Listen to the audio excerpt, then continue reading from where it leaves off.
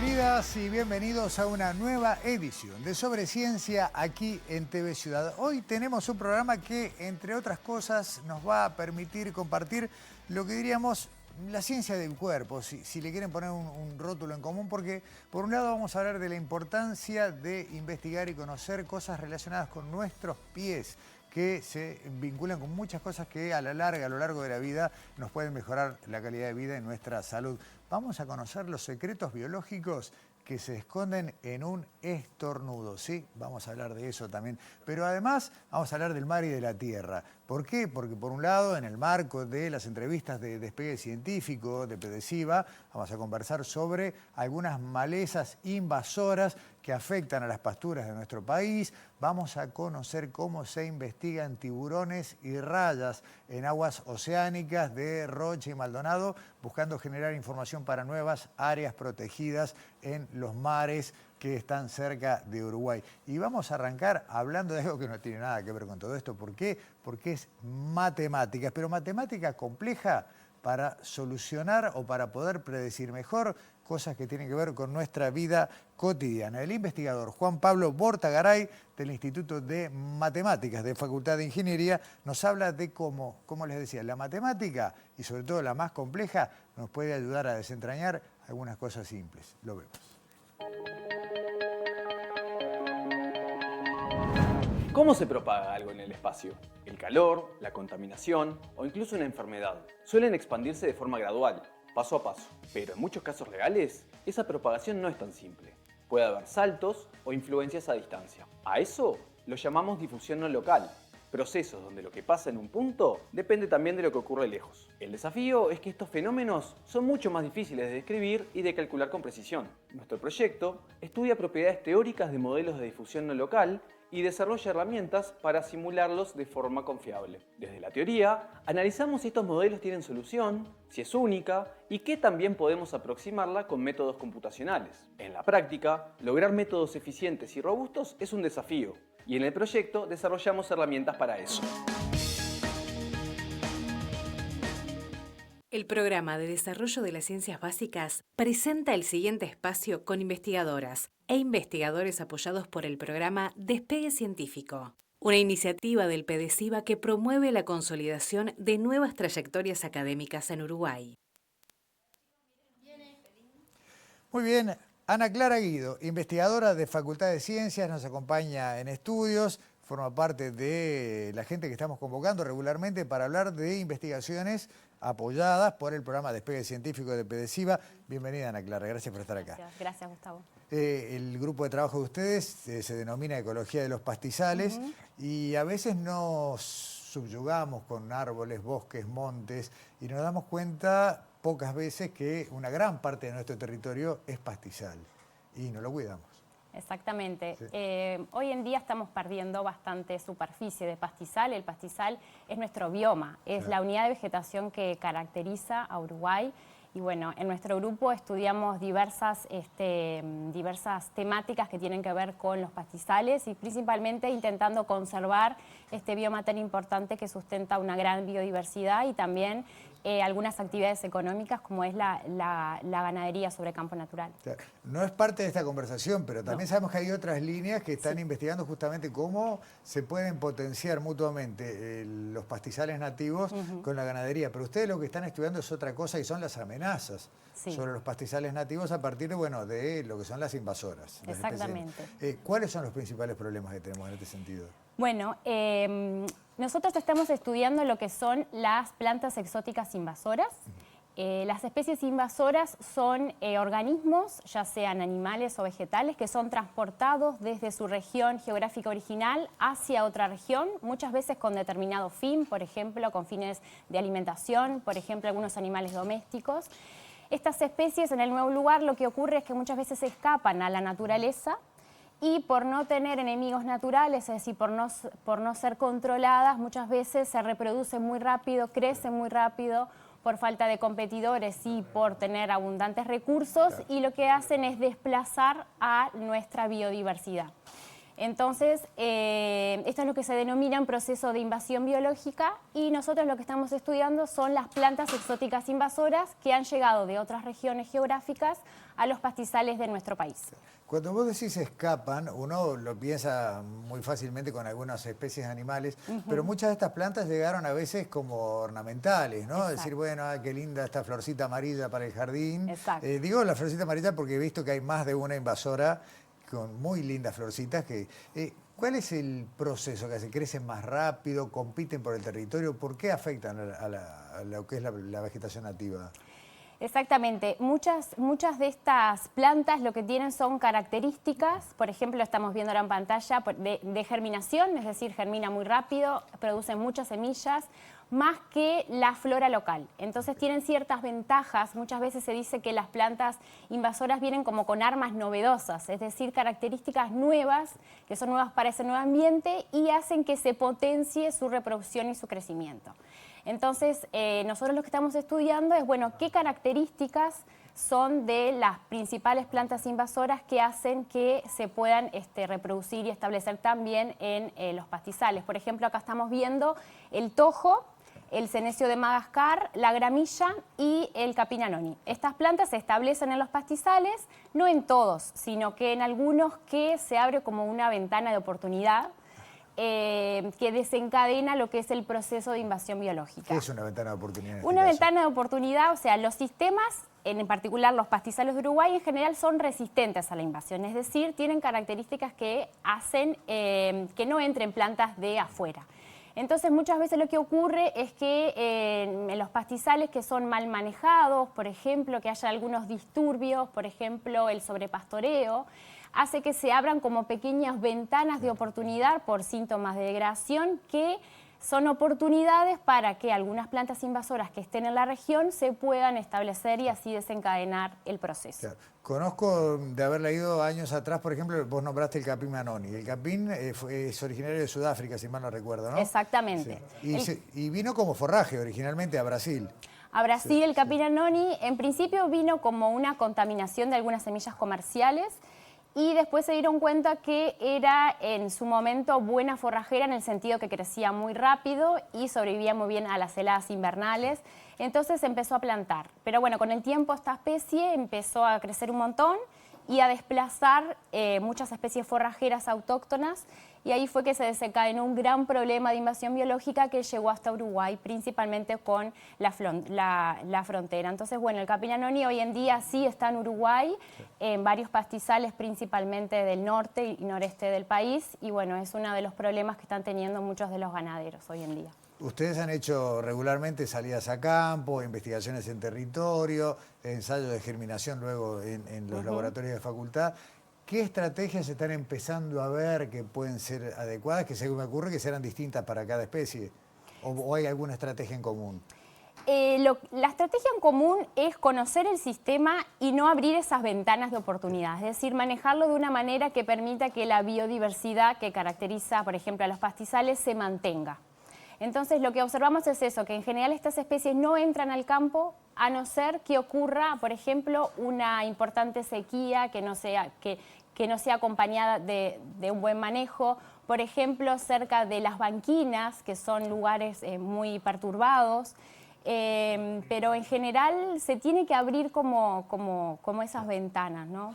Bien. De las que nombraste, ¿hay algún ranking de peligrosidad? Digamos, ¿cuál es la más preocupante, por ejemplo, o en general están todas por igual? Bueno, la que tiene mayor distribución en el país es la gramilla, que es una planta que se usa como césped en la jardinería pero digo, cada una en general tiene como asociadas sus propias consecuencias. Después tenemos al tojo, que es una planta de la familia de las leguminosas que se ha plantado en Uruguay como cerco vivo y tiene muchas espinas y principalmente está en el este del país, en las sierras se puede ver, que también tiene, al ser una especie más arbustiva, realmente el pastizal se ve transformado en lo que es un paisaje totalmente diferente, ¿no? Y bueno, el capim anoni está asociado a lo que es una pérdida forrajera, entonces tiene también una pérdida económica para el productor ganadero, y el senecio de Madagascar, esa florcita amarilla que estamos viendo en pantalla, esa también tiene que ver con algunos problemas para la ganadería, es una planta tóxica, entonces bueno, realmente son plantas que cada una tiene sus propias consecuencias, digamos. Para que no le pase a los demás lo que me pasó a mí, el senecio de Madagascar no es la margarita de Piria. No, es otra planta. Tienen colores parecidos, pero... Sí, es otra planta. ¿El tamaño de la flor es más o menos el mismo? Es más o menos la misma, y es amarillita también. En Uruguay tenemos, Gustavo, 42 especies exóticas invasoras en una lista oficial, que bueno, en breve creo que se va a poder actualizar. Entonces realmente son especies, fauna y flora que están en estudio y que se han planteado como problemáticas para la diversidad del país. Y bueno, está bueno conocerlas, saber cuáles son para no utilizarlas también. Claro. ¿No? Además me queda claro por lo que vos fuiste narrando que tenemos, por un lado, el problema ecológico, ambiental y de conservación de lo que es propio de la zona, pero además hay consecuencias económicas. Sí, sin duda. Sin duda, la biodiversidad que sustenta los sistemas sustentan también actividades económicas. En el caso particular de los pastizales, necesitamos de toda esa biodiversidad por un montón de servicios que nos brinda estos sistemas. Por ejemplo, la actividad ganadera y otros ciclos también importantes para el sector productivo. Sí. Cuando hablaste de una lista de 42 que se va a actualizar, me temo que se va a actualizar en más y no en menos. Esperemos que sea en breve, pero la verdad que no sé, supongo que sí, que en general se van sumando las especies invasoras con esta conectividad global que existe. Lo que ha pasado es que las barreras geográficas que antes existían hoy en día no existen más, entonces es más común encontrar especies de otras regiones geográficas en lugares donde antes no se encontraba. Entonces en general esa lista se acrecenta, sí. Está claro que se adaptaron al clima o que ya venían, digamos, predeterminadas para un clima similar al nuestro, que se adaptaron al suelo. Enemigos naturales, por lo que he visto, no tienen. Bueno, compiten con las plantas nativas, ¿no? O sea, competencia por recursos existe. Lo que sí tienen como estrategias que hacen que sean muchas veces mejores competidoras o producen muchas más semillas, y estas semillas germinan un montón y más rápido. Entonces tienen como esas características que las hacen muy buenas, estableciéndose y desplazando a otras especies. Entonces lo que estamos estudiando un poco es eso, ¿no? ¿Qué características hacen que estas especies sean tan buenas competidoras en nuestros sistemas? Ana Clara, para redondear, sos parte de un grupo grande, tanto en pastizales y más grande aún en tema de invasoras en general, animales, plantas leñosas y demás, un problema serio que tenemos en Uruguay, así que seguramente volvamos a hablar porque hay que concientizar y hay que enseñar, vos lo dijiste, la clave es en el manejo. Sí, la clave es conocer cuáles son estas especies, qué estrategias podemos hacer para que no se sigan propagando, y muchas veces lo que sirve, Gustavo, es saber qué invasoras tenemos en los países limítrofes para intentar impedir que lleguen al país.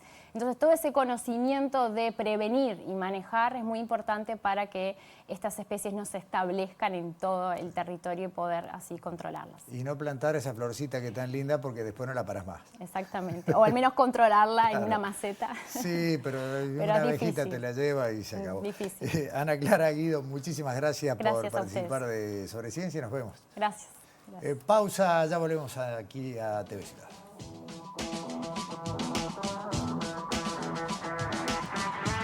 En el año de su 40º aniversario, el Programa de Desarrollo de las Ciencias Básicas presentó este espacio con investigadoras e investigadores apoyados por el programa Despegue Científico. Si la investigación continúa, la ciencia avanza y la sociedad toda se beneficia.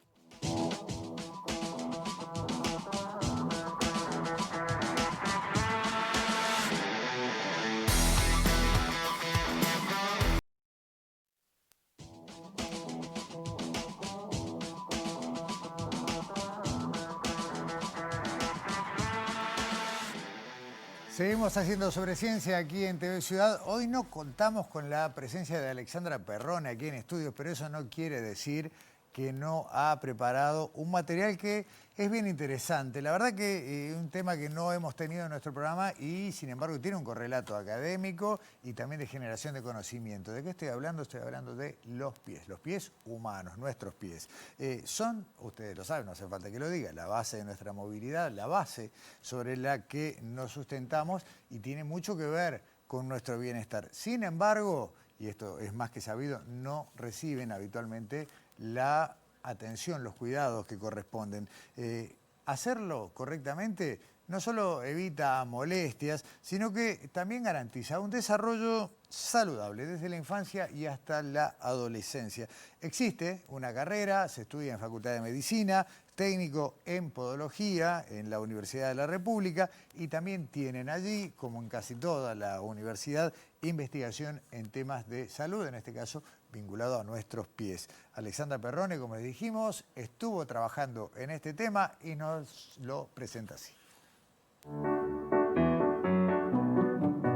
¿Sabías que tus pies recorren a lo largo de tu vida cerca de 150.000 kilómetros? La Tecnicatura en Podología de la Facultad de Medicina de la Universidad de la República es una carrera que dura 3 años. Su directora, Lilian Vukovic, nos da detalles de por qué es importante prestar atención al desarrollo de los pies durante la niñez y la adolescencia. Y nos da consejos de cómo cuidar la salud de nuestros pies.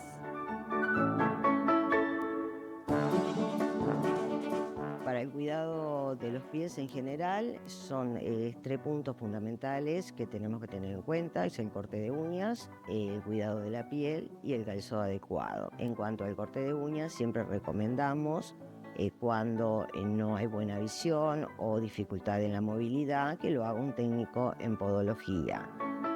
En cuanto al cuidado de la piel, es importante cuando la piel presenta una sequedad, usar cremas hidratantes para evitar grietas. Y entre los dedos, fundamental no usar talco, sino cambiarlo por antitranspirante en spray, porque el talco forma una película que abajo pueden formarse bacterias y hongos y producir otros tipos de patologías. En cuanto al calzado, es fundamental que sea para proteger el pie. Es decir, el calzado debe respetar la anatomía del pie, la forma del pie. O sea, el ancho tiene que ser ancho, tiene que ser de una capellada, la parte de adelante alta, para poder movilizar los dedos, y más si se tiene deformaciones a nivel de los dedos. Tiene que tener una buena plantilla amortiguadora, que sea confortable, una suela que sea no muy fina y que tenga diferentes tipos de goma para absorber la amortiguación, y un contrafuerte semirrígido para sostener el calzado. Lo ideal, cuando hay grandes deformaciones, lo ideal es el calzado deportivo. A lo largo de la vida el pie se va desarrollando y el niño comienza a caminar entre los 12 y 18 meses. No hay que forzarlo a caminar antes, cuando esté adaptado para ponerse en posición bípeda y caminar. Es importante dejar que el niño ande descalzo, que haga ejercicios en diferentes terrenos. Eso activa y fortalece toda la musculatura, lo que favorece a desarrollar la musculatura del pie, que es lo que le va a dar la forma al pie. Entonces, importante también el calzado que se le coloque, sea nada más que de protección, que sea el ancho de su piecito, que sea alto de capellada, con una suela de goma y un contrafuerte flexible, que nada más que le proteja, para que tenga libres movimientos y fortalecer esa musculatura.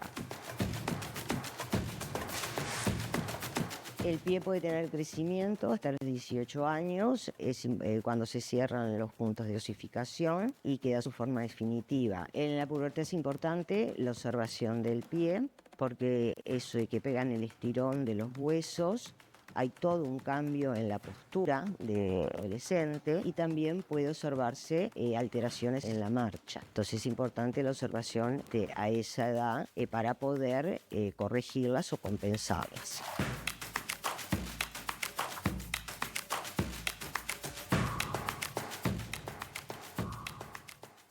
Hay más de un ámbito vinculado a lo académico que realiza investigaciones sobre la salud de nuestros pies. Obviamente, una referencia clave es la Policlínica del Pie Diabético, que funciona en el ámbito del Hospital de Clínicas, pero hay investigación en prevención. Y de eso también nos habla Lilian Vukovic. Esta es la segunda parte del informe que nos dejó Alexandra Perrone.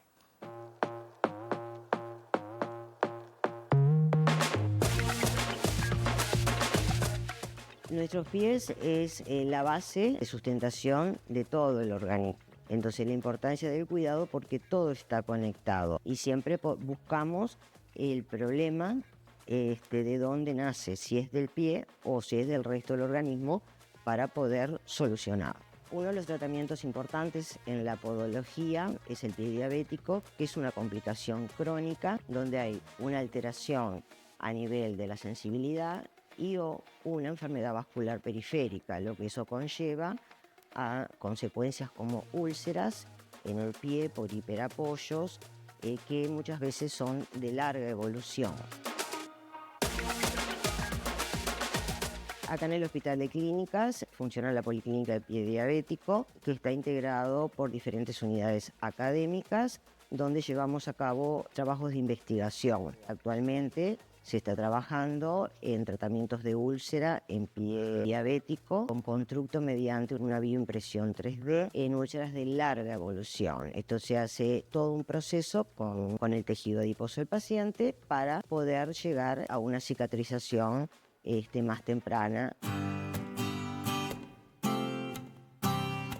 Otro trabajo de investigación que es propio de la carrera que nosotros realizamos es la prevención en pie diabético, que consiste en una plataforma de presiones donde nosotros le vamos a diagnosticar hiperapoyos, cuánto apoya el pie en la parte anterior y posterior, la forma del pie para prevenir úlceras en pie diabético. Para realizar los tratamientos preventivos tenemos una plataforma de marcha que nos orienta las diferentes presiones de la planta del pie. Esta plataforma tiene sensores que van a un software que te da toda la información que es muy rica para hacer un diagnóstico y el tratamiento del paciente. ¿Cómo funciona? La persona camina por la plataforma y toda la información de los hiperapoyos, cuánto carga en el antepié y en el talón, cuál es el peso de un pie y el otro pie, va midiendo y lo que nos da la información de la prevención de úlceras por los hiperapoyos. Entonces, este trabajo consiste en tratar de diagnosticar antes los hiperapoyos, que son los que luego conducen a una ulceración, para poder prevenirlas, haciendo descargas, ya sea con plantillas con descargas. Esto no es solo para pie diabético, también se usa para público en general y para el deportista es muy importante porque le da la marcha y la carrera, puede evitar lesiones diagnosticándola y lo que va a hacer es aumentar el rendimiento deportivo si le hacen una correcta plantilla.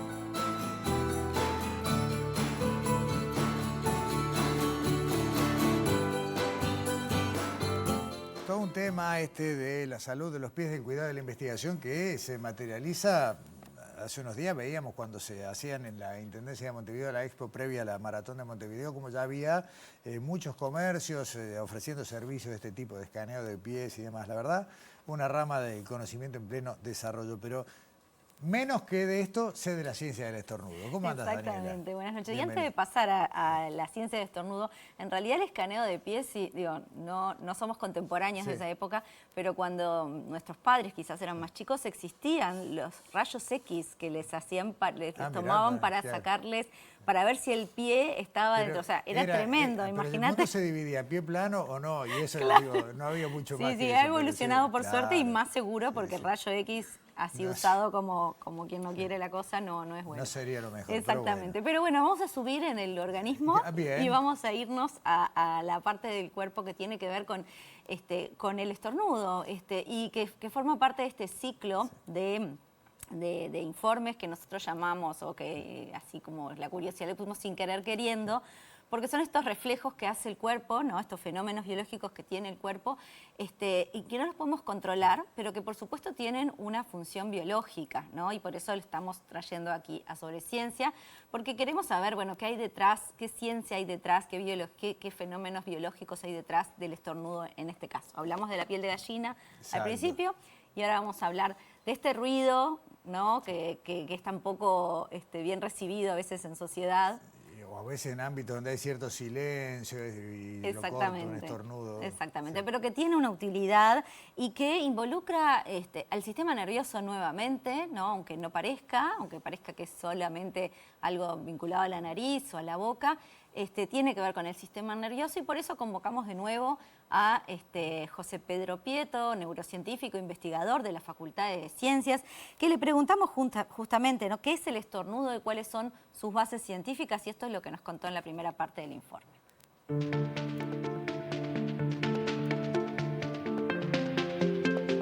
El estornudo es un reflejo protector del organismo para expulsar posibles patógenos, sustancias irritantes o potencialmente peligrosas del organismo, especialmente de la cavidad nasal.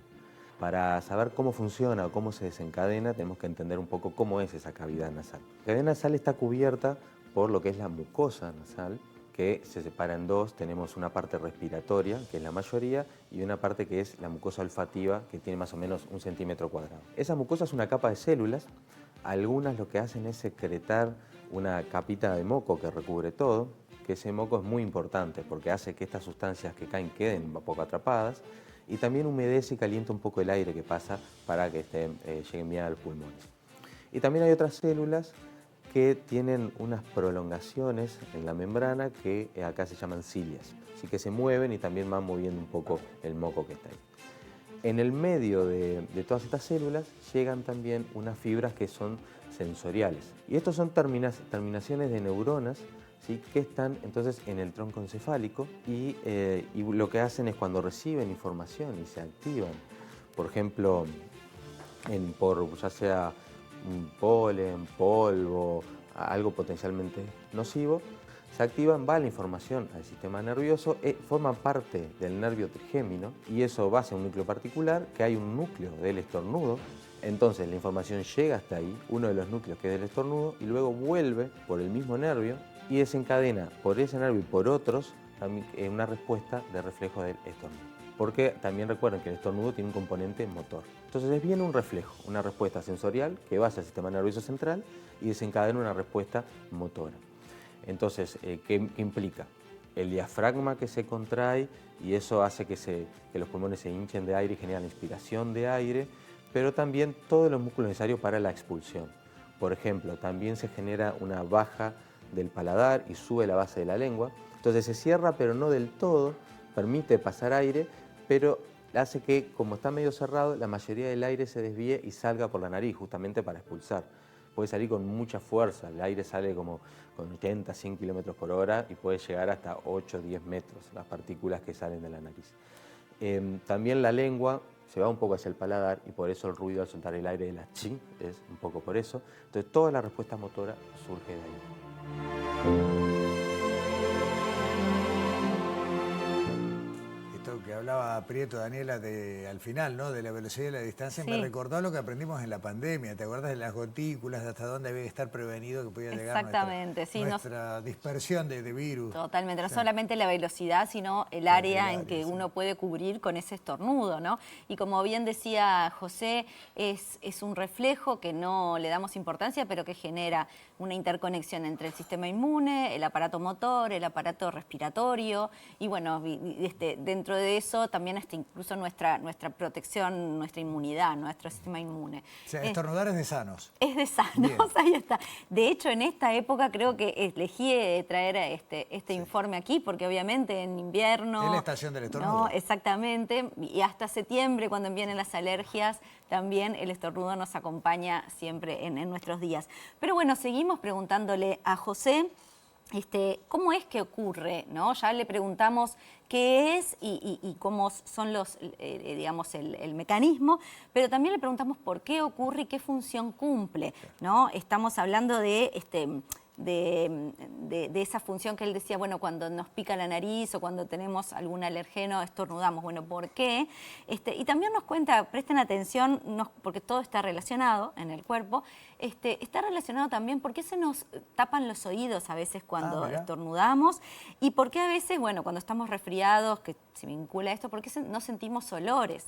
Bueno, todo eso nos cuenta José en esta parte del informe y escuchen también, porque como decíamos, no es un ruido muy aceptado en sociedad. ¿Qué pasa cuando queremos evitarlo? ¿No? ¿Es bueno, no es, es malo? Bueno, esto nos responde en la segunda parte del informe.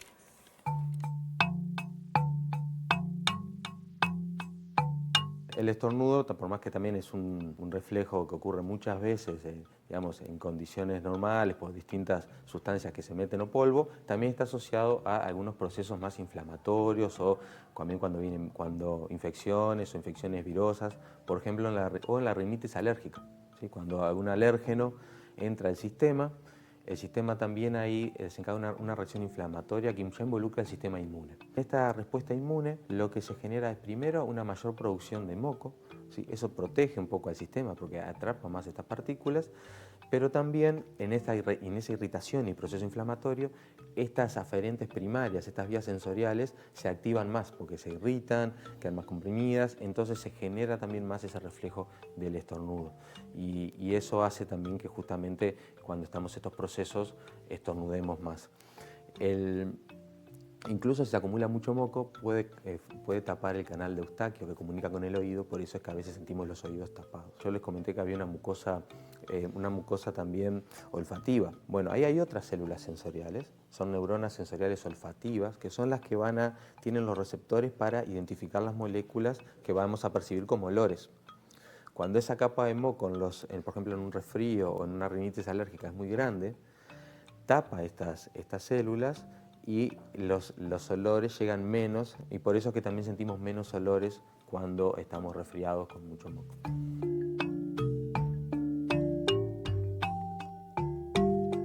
Si bien es un reflejo, a veces, por ejemplo, estamos en una obra de teatro en silencio, en el momento tenso, y se nos vienen unas ganas de estornudar tremendas, y bueno, a veces podemos evitarlo con un control consciente. O con algunos mecanismos, por ejemplo, a gente tapándose la nariz, o a gente que se aprieta también como acá en el labio superior. Eso, en general, a veces se logra. Lo que genera es algo que no está del todo bueno hacerlo, pero es algo que el cuerpo puede tolerar. Pensemos que, como decía, el aire sale con mucha presión por la nariz, ¿sí? Habíamos hablado de 90 kilómetros por hora. Entonces, en realidad es una presión que es 30 veces mayor que cuando estamos respirando agitados después de hacer ejercicio. Entonces, si nosotros al largar este reflejo viene el aire y hacemos esfuerzo por mantener, por ejemplo, la boca cerrada, esa presión de aire tiene que salir por algún lado. Por eso está bueno, cuando vengan a estornudar, hacerlo con orgullo y también orgullosos de que estamos haciendo un proceso complejo, sensorial, motor, neuronal, que se integra muy bien. Así que a estornudar con orgullo, pero eso sí, hay que acordarse de taparse la boca y la nariz.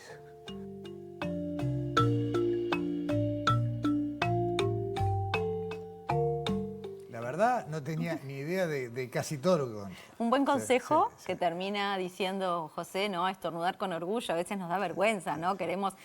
Hacemos como malabares para que ese sonido, y al final es peor porque sale un sonido como ridículo. Pero bueno, como dice él, es un reflejo útil, un reflejo necesario que puede en algunas circunstancias controlarse, ¿no? O minimizarse, pero que hay que estornudar con orgullo, siempre teniendo en cuenta las razones sanitarias para evitar contagios. Me gustó esa frase, hay que estornudar con orgullo. Muy bien. Gracias, Dani. Nos vemos Hasta la semana que viene. Pausa en Sobreciencia. A la vuelta nos metemos al agua en las costas fluviales y oceánicas de nuestro país.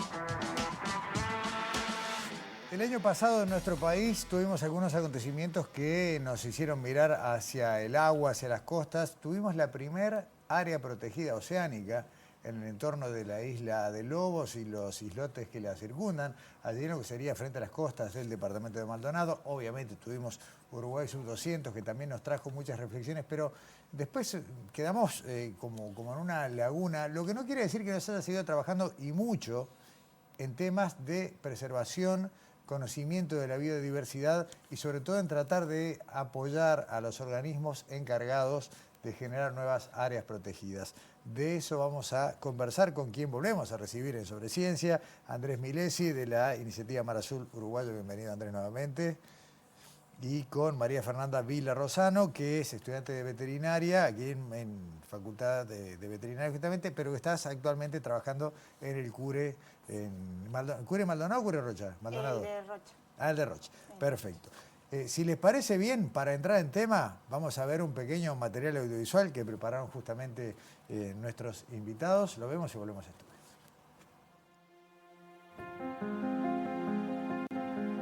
Estamos trabajando aquí en Punta Ballena junto a la Universidad de la República, el CURE Rocha y el Ministerio de Ambiente para tratar de investigar y conocer aún más todas las especies que están en esta zona tan particular.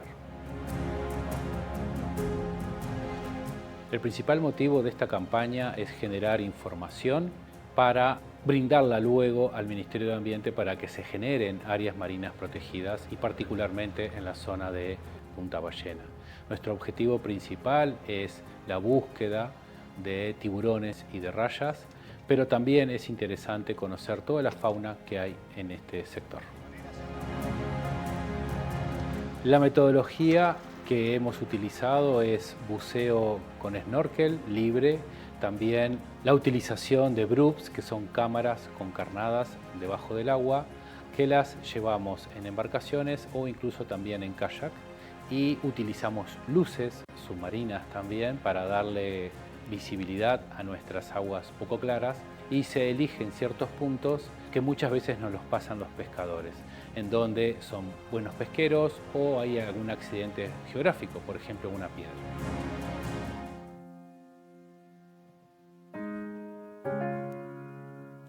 Andrés, María Fernanda, en tierra es fácil o menos difícil proponer un área protegida o una zona que sea candidata, porque bueno, uno toma conocimiento fácilmente con lo que puede ser una biodiversidad, es decir, bueno, en este lugar hay poca intervención humana, se ven tantas... En el mar es mucho más complicado y hay que generar ese conocimiento. ¿En eso están?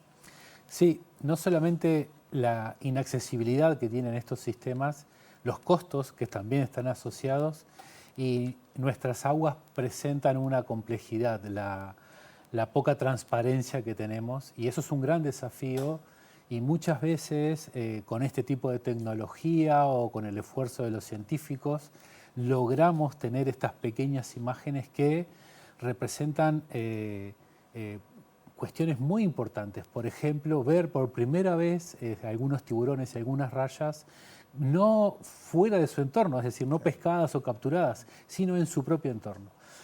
Obviamente que cuando hay una ciencia costosa, como por ejemplo la Smith Ocean o el Falkor, eso se ve muy lindo y se ve... Sí, en Technicolor. Totalmente, y acá lo que estamos viendo es otra situación, obviamente con la mejor ciencia disponible, pero con algunas tecnologías que no son las de primer mundo, digamos, ¿no? Pero se puede obtener un dato de calidad y bueno, que obviamente va a permitir después generar más estudios y medidas de conservación. María Fernanda, vos te sumaste a este grupo de trabajo, como decíamos, estudiando veterinaria. Por alguna razón uno asocia veterinaria con tierra, sí.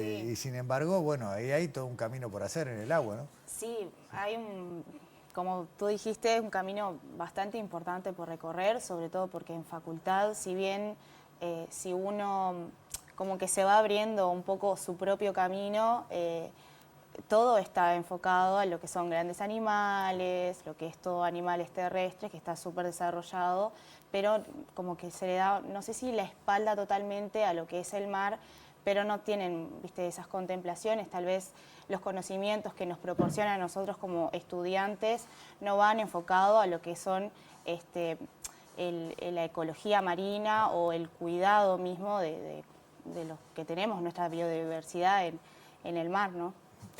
¿Qué tipo de aporte estás haciendo desde tu carrera al grupo? Digamos, ¿están investigando poblaciones, presencias, migraciones?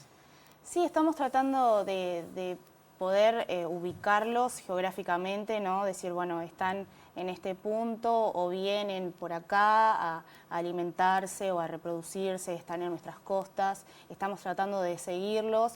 Particularmente yo me sumé el año pasado por el tema de una pasantía y bueno, y traté de poder, ¿cómo decirlo?, anexarlo a lo que serían las redes sociales también, que obviamente en los últimos años han avanzado un montón, y poder acercar la ciencia ciudadana, digamos, o el común de la población, a decir, bueno, vi un tiburón, le pude sacar una foto, lo subo a redes y en las redes mismo va a haber gente que me va a poder ayudar a decirme, no sé, esta es tal especie, es juvenil, es adulto, más o menos por ahí estoy tratando de hacer un nexo, digamos, claro, ¿viste? Claro. Como tratar de acercar un poco a la población a lo que son los registros y bueno, y hacer algo con eso. Pero está bueno. No, pero aparte, algo de lo que dice María Fernanda Andrés, a mí me llamó la atención, y es ver que ustedes, por ejemplo, tienen como grandes socios y colaboradores a los clubes de pescadores. Y uno lo asociaría con lo contrario, si fuera un pescador y un conservador de la biodiversidad no deberían ser amigos.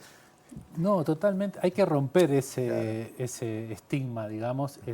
Tenemos un gran socio, en este caso el Club de Balleneros de Punta Ballena, pero también los socios que nos dan esa información, como decía María Fernanda, a través de redes, pero a través también ya de un contacto personal. Nos dicen, che, agarramos este tiburón en esta época, en este momento, y esa información obviamente nutre una base de datos para después hacer análisis. Pero además de eso, cuando le decís que ese tiburón o esa raya tiene un problema de conservación, enseguida es, ok, lo pesqué, si no lo voy a consumir o no lo voy a utilizar, enseguida lo devuelvo. Entonces, ese compromiso de devolución es una acción de conservación que muchas veces no es porque no se quiera, sino es porque no se conoce. No saben la situación de que ese tiburón viene a nuestras costas a reproducirse o a parir, y que pasa su primer año de vida y esa información les dice, ah, ok, entonces no lo pesco más, lo devuelvo.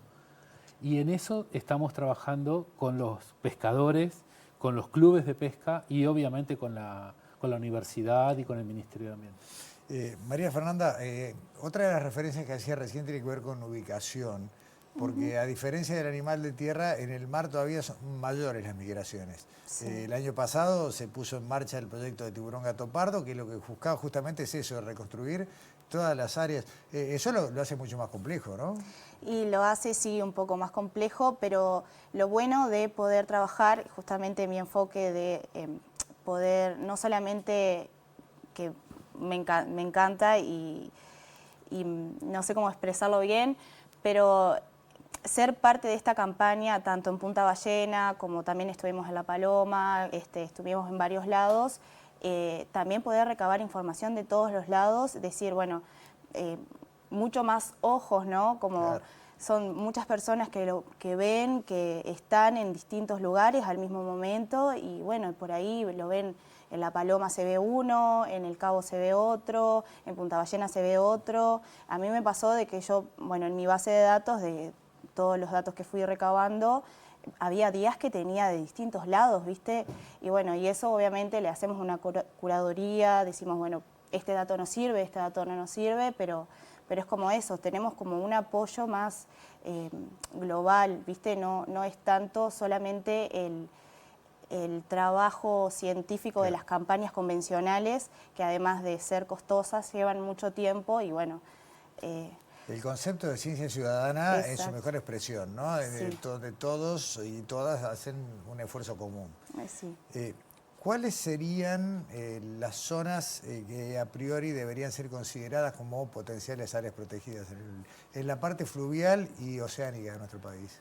Bueno, estamos trabajando obviamente con otras instituciones. En la parte fluvial es de destacar toda la zona del río Uruguay, entre Paysandú y la desembocadura del río Negro, que ahí tenemos la presencia, por ejemplo, de rayas de río, que tenemos el récord de tener una de las rayas más grandes a nivel mundial, rayas de río, y estamos proponiendo esa área como un área para proteger.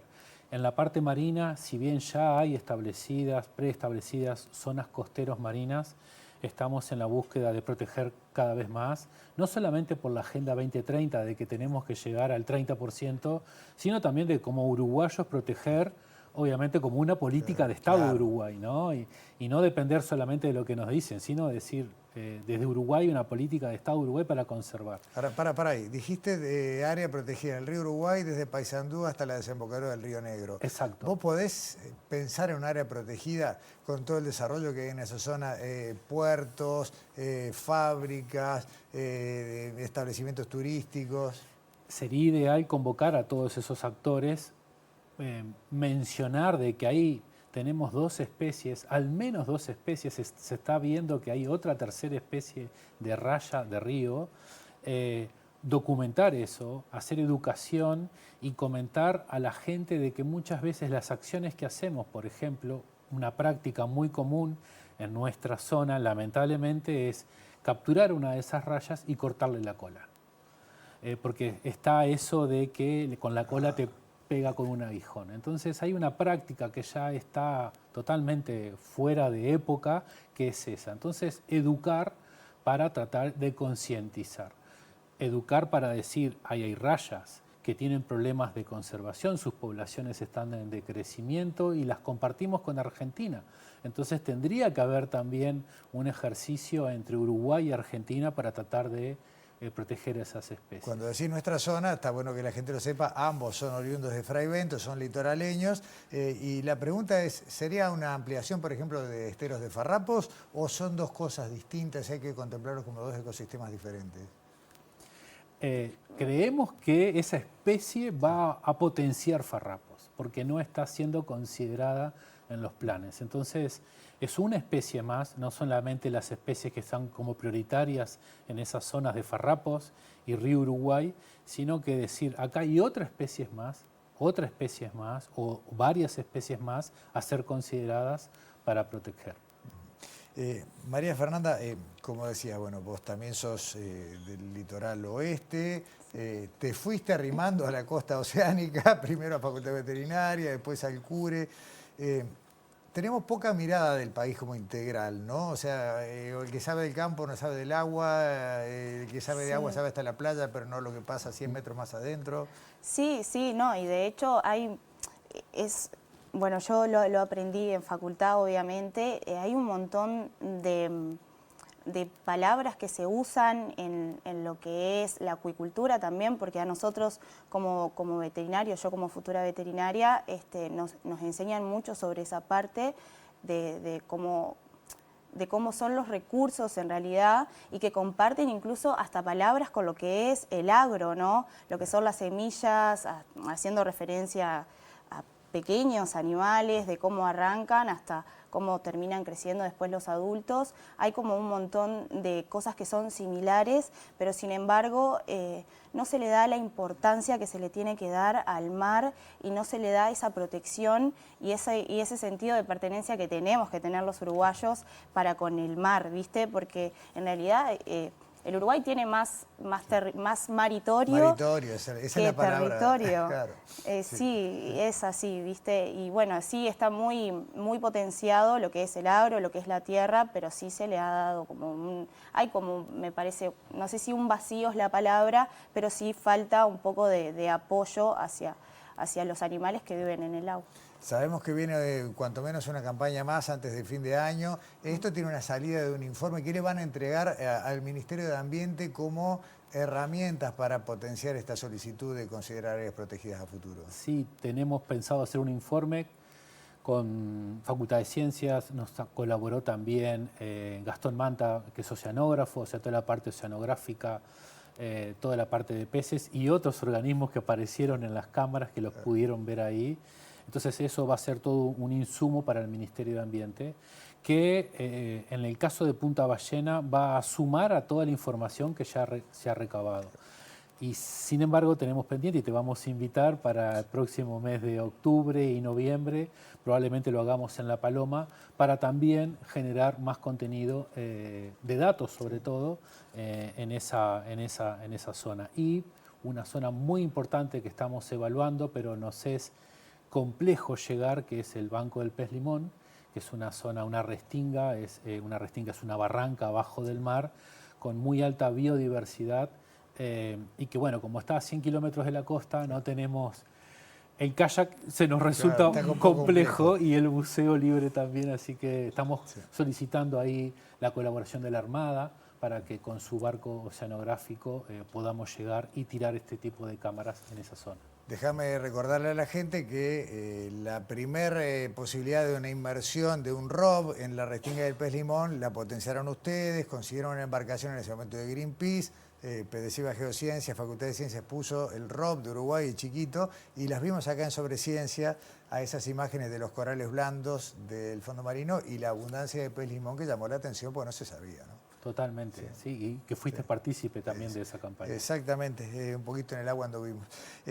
María Fernanda Andrés, gracias por hoy. Por suerte hablamos todo lo que podemos de estos temas, aunque siempre va a ser poco, porque como quedó dicho, hay más mar que tierra, pero conocemos infinitamente poco. Así que seguimos con esto. Gracias, muy amable. Antes de irse, tenemos los presentes de Ística Objetos para ustedes. Acá vemos las muestras, vamos a hacer así. Muchas gracias. Gracias, muy amable. Estos son los presentes, los objetos que confecciona la gente de Ística, por nuestra 6ª temporada en TV Ciudad. Así que bueno, allí los llevan. Andrés y Fernanda, muchas gracias. Muchas gracias. Gracias a ti. Cerramos nuestro programa de hoy y nos vemos acá en TV Ciudad la semana que viene.